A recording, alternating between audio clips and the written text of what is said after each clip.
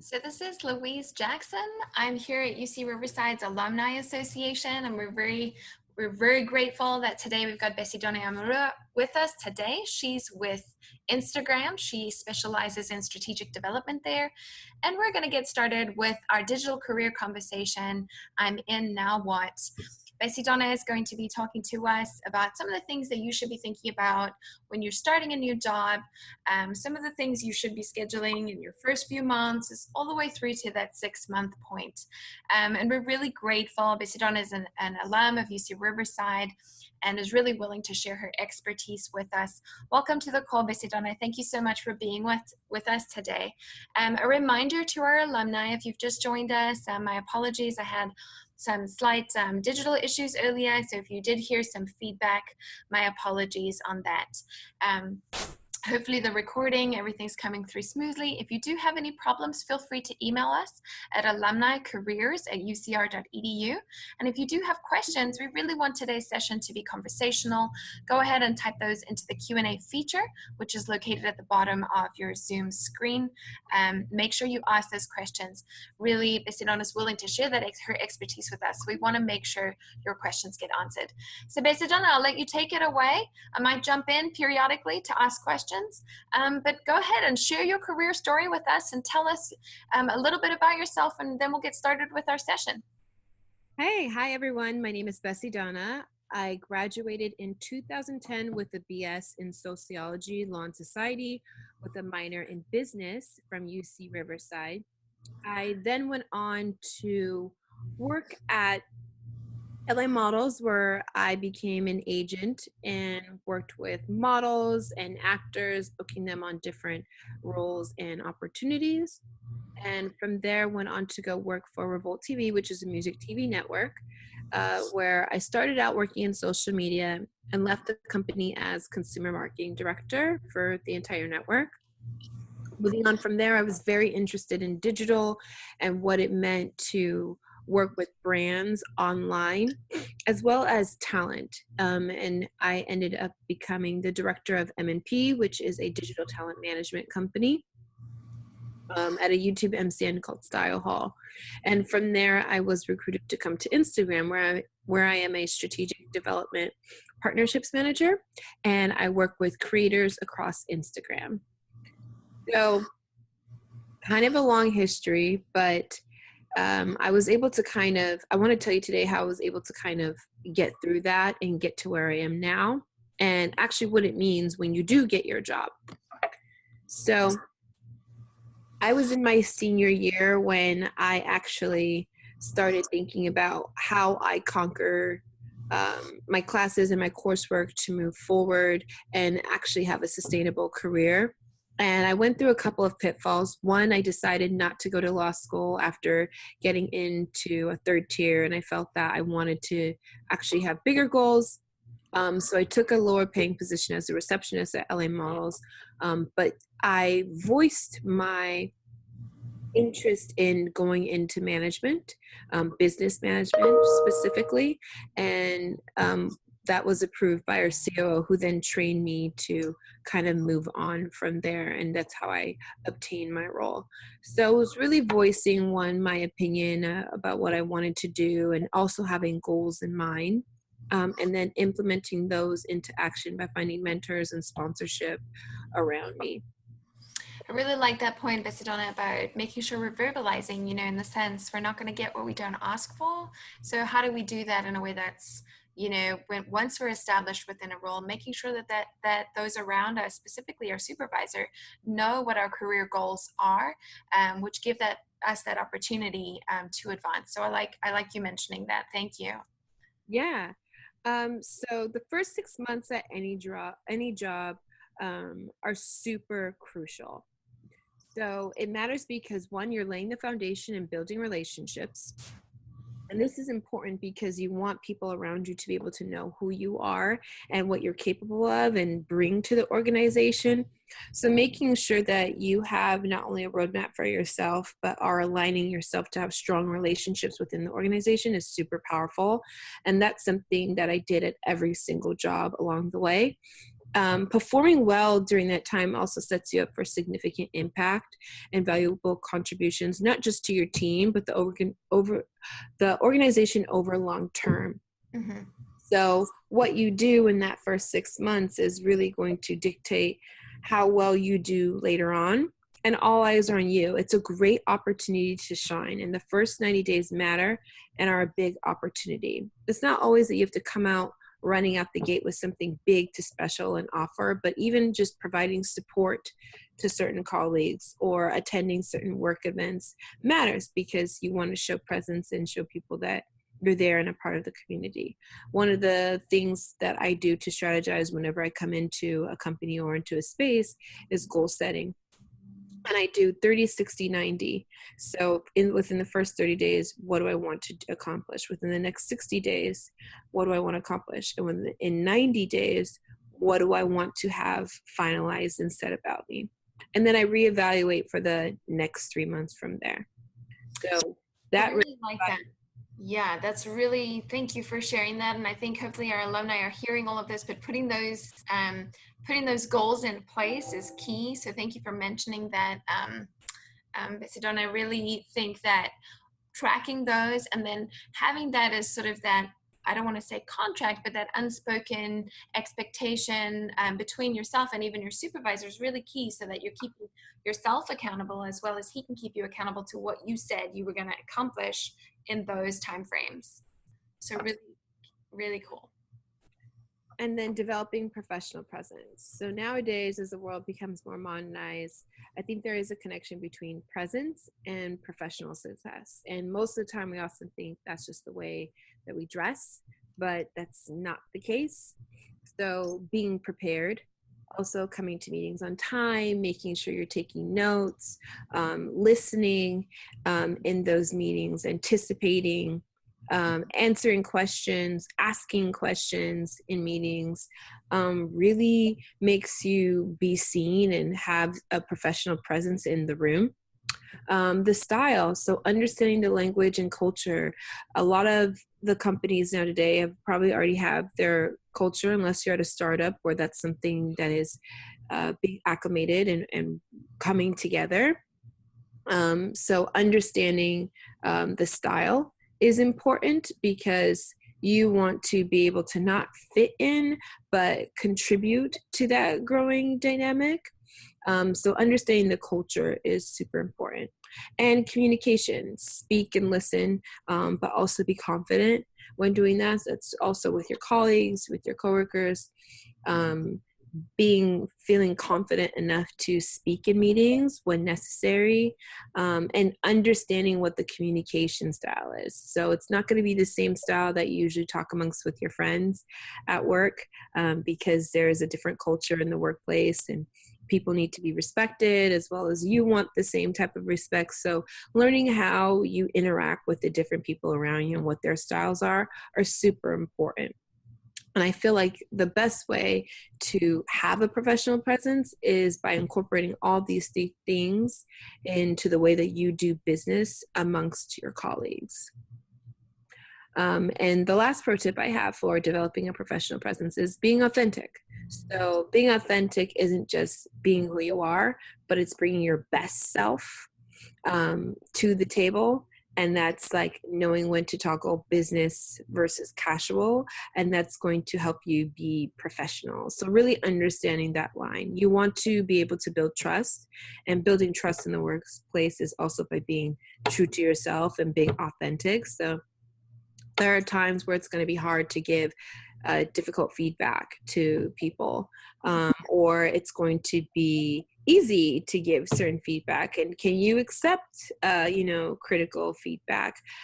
In my entire work history, I've definitely had sit downs with my managers or executives at the company where they may have asked my opinion on certain things. And so understanding how to communicate those in the proper language that is going to move the project forward in the best possible case scenario for the entire team was something I had to learn and refine each and every time.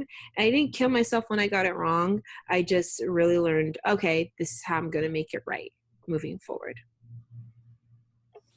Absolutely. I really like the advice about, substance, style, and communication, and preparing for, I would suggest even our alumni who are on today's call, specifically, thinking about each three of these elements when you're going into those initial meetings, really thinking about being prepared, writing down even one or two points on, just on a piece of paper. This is what I think the goal of the meeting is. This is sort of where I think I fit in to how this meeting should be played out. So taking the time to really prepare for those in advance, given that those meetings are visibility, there's settings in which you're in a little bit more of a public, place, and you're being expected to contribute in some way. So taking the time, like you're saying, Missy Donna, to really prepare that in advance is really important. So thank you for that. Great, cool. So the next slide is dress and unspoken cues. So heading to an interview, like have your proper attire, working at certain companies, like figure out what the culture is, what is casual, what is professional, what does that mean. Certain business settings are going to call for certain types of clothing, and that's really up to you to be able to kind of figure that out. Every company is different. Mm-hmm. I'm fortunate enough for my company is bring yourself. So that's the code. And then, I said, assess the unspoken and spoken dress code. But don't feel afraid to feel yourself. Presence also includes body language. So being confident in your body language, sitting upright, owning the space when you're in meeting rooms. Are you speaking loudly for people to hear you? Or are you speaking in a quiet voice where people, aren't really going to register with whatever you're saying? Avoid folding into yourself and folded arms. Body language is so crucial. If you're going to be pointing when you're talking, or rather use a clicker for a presentation, versus standing in front of the computer. And dress for success. So the more you feel confident in your clothing and in your body behavior, the more people are going to be able to read into what you're saying and connect to you. In your first week, you definitely want to listen, because that is the secret key to be able to understand the different dynamics of the business that you're in, knowing who the key players are, even the work style of your manager and your team and the different teams around you. And making sure that you also schedule one-on-one times with your new colleagues, because this is important, because you're going to be learning information that's not going to be in certain meetings or is not written down somewhere. And it's going to be great that you're going to be able to have these relationships as you continue throughout the company to be able to lean back into when you hit certain roadblocks or need things ironed out, or your colleague may have information that's based on history or precedent that you don't know that will help you do things in the way of the culture of the company.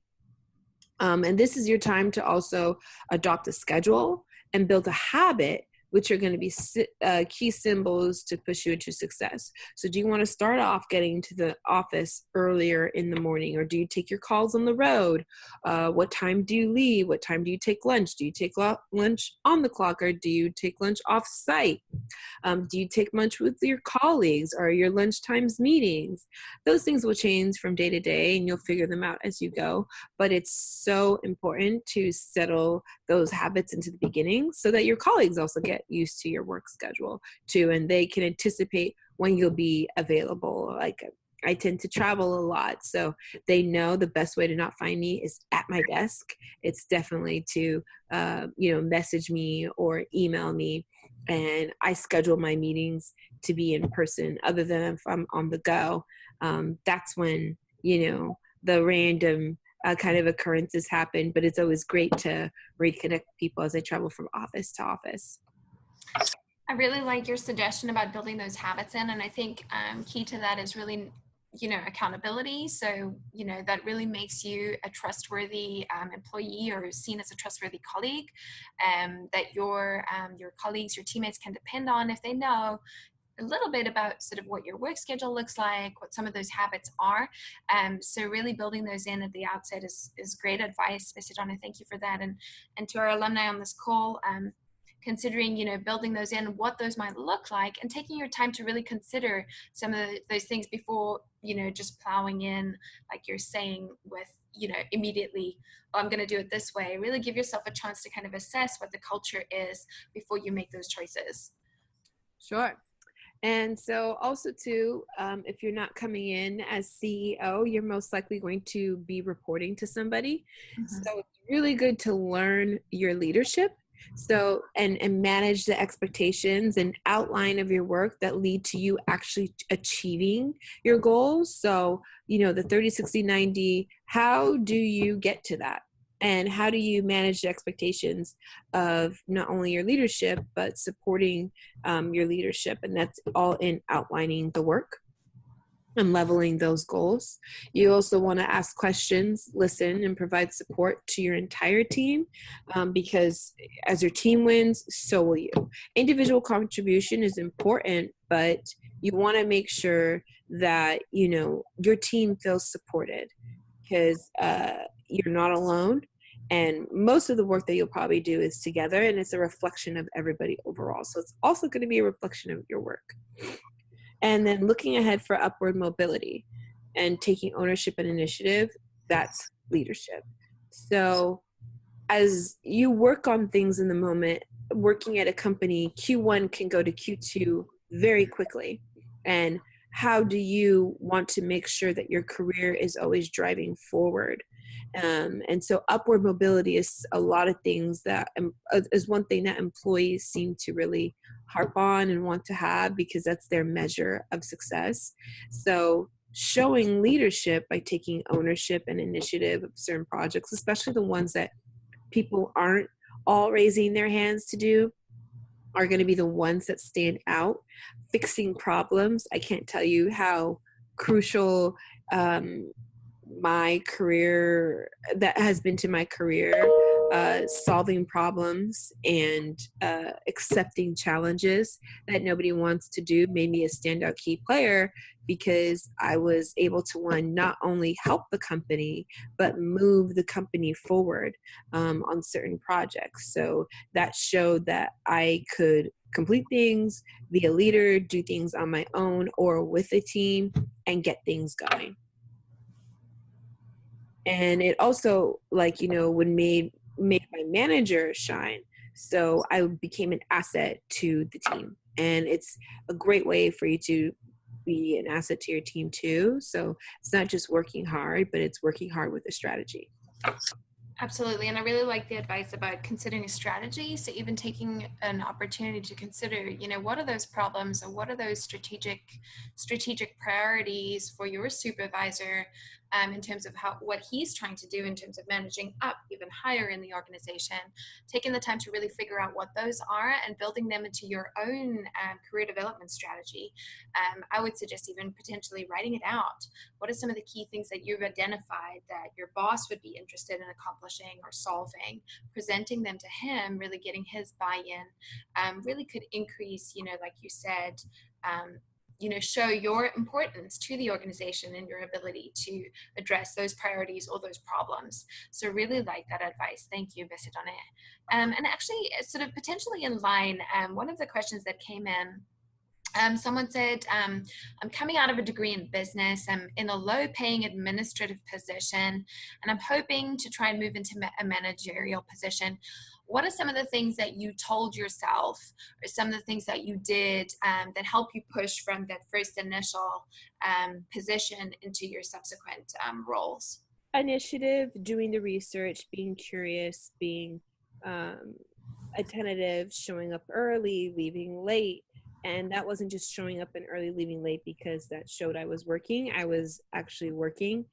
So I would be in these areas and people would have things, to ask me and do. So that really helped. And then, having a plan, having a sponsor and a mentor. And a sponsor is different from a mentor. A sponsor is someone who needs to know all the great things that you could do, that would vouch for you in times of you needing that support for upward mobility. So it may be your boss, but it may be someone who is level set with your boss or someone on another team, which is different from a mentor. And a mentor is someone that you can basically tell all your pitfalls to and all your accomplishments as well, and work with them in that way where they're there to constantly guide you on every step of the road. Absolutely. And along this line, maybe you could give, some advice to our alumni in terms of locating mentors. I know that some HR branches have formal mentorship programs Yeah. versus informal. Can you give us some advice on how do you think, how you went about finding mentors and how you encourage our alumni to do the same? Yeah, mentors are not bound. They find you. So they find you through your work, and they'll usually be the people helping you initially in the workplace, or somebody you may have run into at an event or something like that that you keep in contact with as you're on your route of trying to do well in your career. So for me, moving upward at Revolt TV was because our vice president of music programming, I was always in his office talking to him about different music and just learning from what he does. And when it came time where the vice president of marketing was looking for someone, I had just graduated with my MBA. At the time I was still working at Revolt, and he pitched me to the vice president of marketing. But without that relationship of supporting him and his team, and also being curious to learn from him, I wouldn't have had that opportunity or that sponsorship. And I was able to get that because my hard work was shown through supporting him. Um, and I think that's probably like been one of like the biggest mentors and sponsors, and ultimately my manager then became that as well too. But it was all shown through the strengths of your work. Nobody can mentor or sponsor you if they don't believe in you, and they can't believe in you if they don't see your work. And your work is going to become your proof of value. So given that, would you suggest, I know that the organizations that have formal programs, and many times those mentorship, programs tend to be, they could be someone within your organization, but in a different unit, a different department, different team. What are your recommendations about those formal programs and whether there's some value there? Um, for me, I personally believe that it's really important to just do the work, Mm-hmm. because when you're set up in certain programs, it may be forced, or the person may not have that time. Mm-hmm. Um, so you really want an authentic relationship, Okay. and it's meaningful when both people are on the same page, and that's just sparked by connection and the work and the passion about the work. Mm-hmm.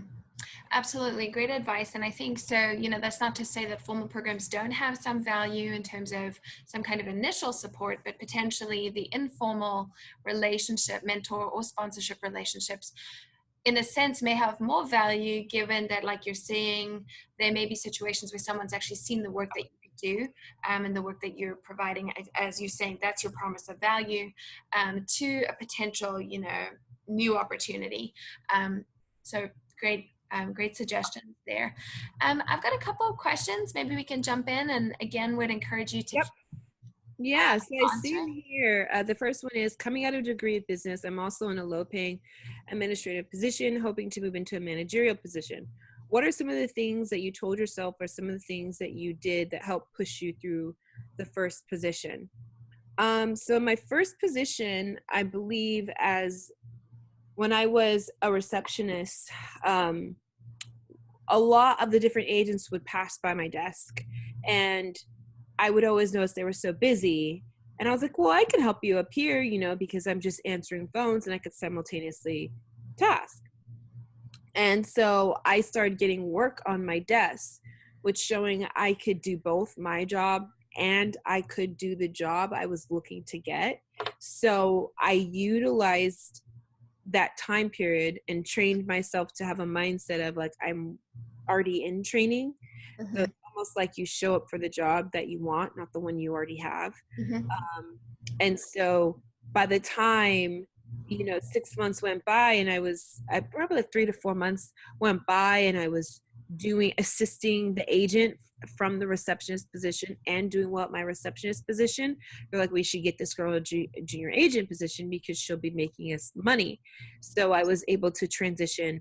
But it was really a mindset that pushed me through that. So one, believing that I could do it, and then executing the work reinforced I could do it. So it was putting myself in the position to do it. When you ask questions and you ask to help people, you're putting yourself in a position to get more work. So you're showing you can actually do the work. How can you support the manager now in your paid administrative position? Mhm. Uh, or how can you support the person who hires for that managerial position, or support the team that is on that managerial position?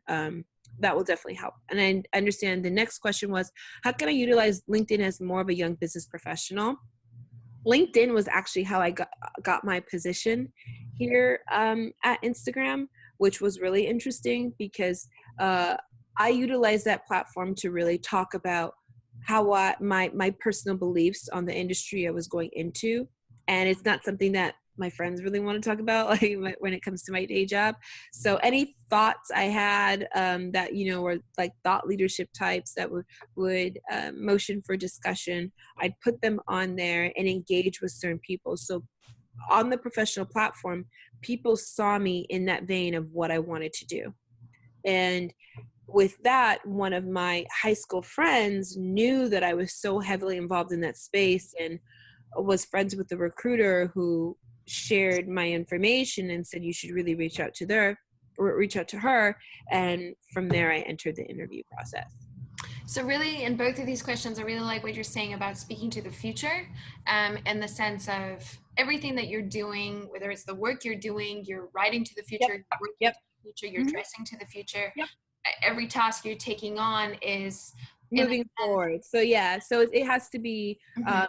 always looking ahead. Mhm. This next question here, does your work history matter and what type of position you're seeking? And what if it's spotty? Mhm. Um, if it's spotty, be honest about why. And show proof of value for what you're trying to do looking forward.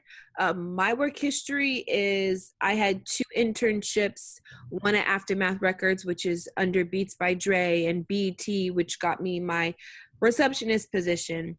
And then I was working at a music studio at night because of my passion and interest in music, which ultimately combining with me getting my MBA at that time and becoming a junior agent led me to have the skill set notable to enter into social media with the degree in sociology, and having already worked with talent and being able to curate and working with unsigned artists. So I had a magnitude of different types of areas of interest and work that put me on there. So any work history that was not on there that I needed, I freelanced and did. So I taught myself and added that, to my resume. And that was what was able to help me get that position. Now, when I got into the certain positions that I needed, I removed certain work history from my resume because it wasn't necessary or applicable to where I wanted to go. Like on my resume right now, you don't need to know that I had those 2 internships. It doesn't matter. Like being a junior agent is helpful to let them know that this is where my training with talent started.